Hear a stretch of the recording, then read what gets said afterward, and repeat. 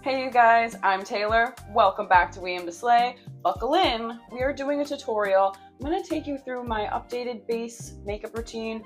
I know I technically did share that recently in this video, but that was chaotic. So this is a calmer version. I've perfected my technique. Let's go. Okay, so base is washed, skincare is on. Let's start with makeup. No matter what, I always start with a primer. Recently, I've been using the Power Grip Primer by e.l.f. and I'm really enjoying it. I use about 2 pumps and that does the whole face. Now I'm going directly into brows. These are 2 products I love this one, and this one works. This is the Morphe Micro Manage Brow Gel, and typically I prefer a brow wax, but this one does the job. And I, as you can see, have a lot of brow. So I am like kind of brow laminating at this stage. I have done this updated makeup version using a powder for my brows, and I don't like how it looks. I don't feel like they pop enough, so I have been really just using this pencil. It's by NYX. The color is black brown.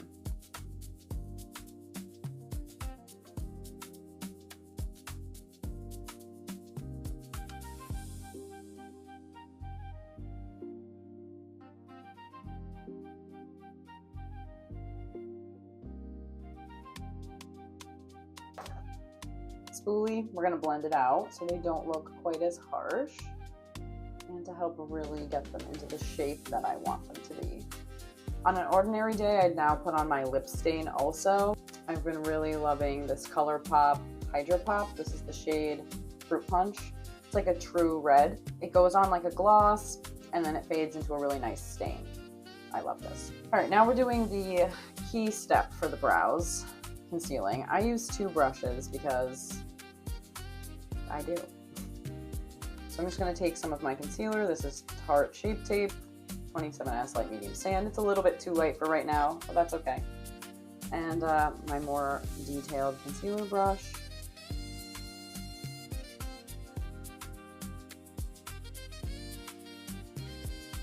And I do like to start a little bit wide and then kind of like taper in.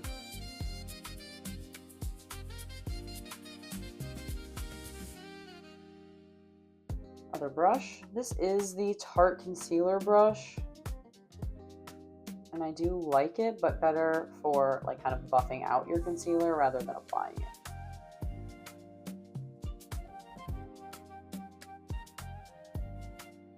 Same thing, other side.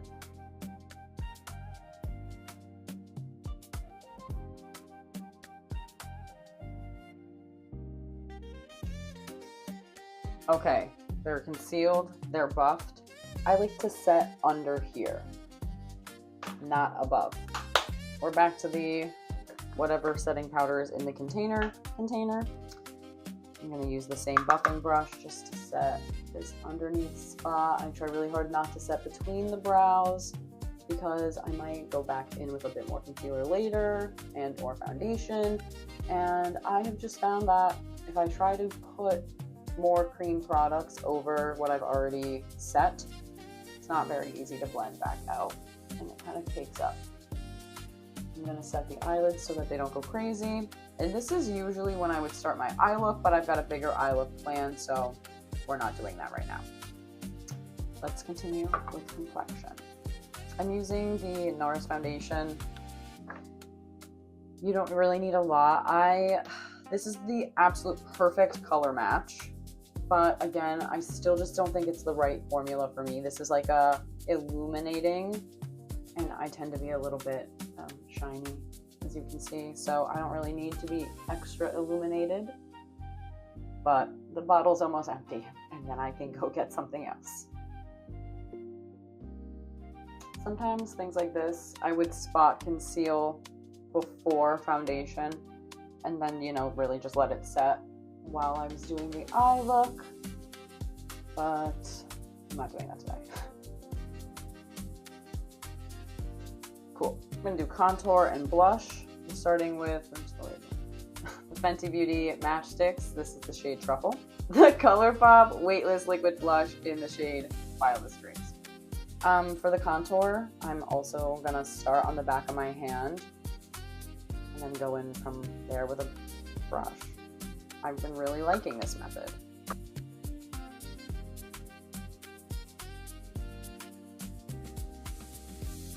Isn't it crazy the difference that makes?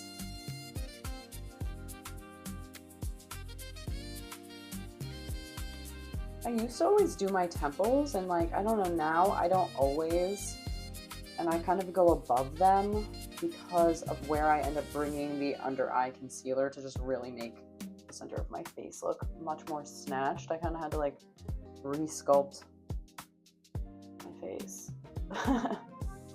You'll see what I mean. Once we get all our layers in, it makes more sense. Blush. This stuff, I feel like, maybe because I don't usually use such a hot pink shade of blush, I usually like more peachy tones. That's like it. That's all I'm gonna use. I'm gonna use my brush, which actually I do kind of need a new blush brush because sadly the bristles keep falling out. This is, I'm pretty sure it's a Morphe brush, but the handle is all rubbed off at this point. Sad face. So, you know, drop your brush recommendations because I think I need to start replacing all of them. But yeah, okay, I've been doing my blush in like a W pattern. Okay, I'm switching brushes. W pattern. So I start going up the cheekbones like I usually do, and then I do kind of bring it in and over the nose. It does kind of give like a sunburn effect at first, and whatever excess I have, I always like to do a little bit on my chin and on my forehead. So it looks like that's a Dante hair. Amazing. What the hell is going on? Okay, blush, blended. Now we go back to concealer for under the eyes and bringing light into the center of the face.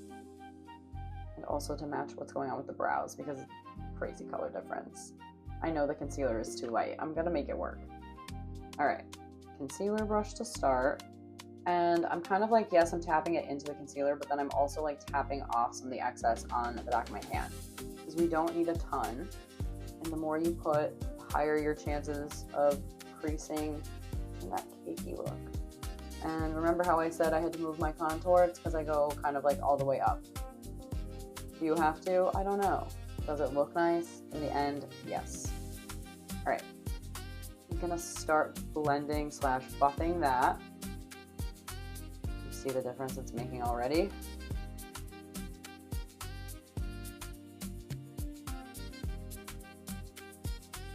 And I do like to bring the concealer like down along the outer edge of the nose to help like contrast against the contour. See what I mean? Okay, now we're gonna soften that sort of sunburn effect with like 1, 2. That's it.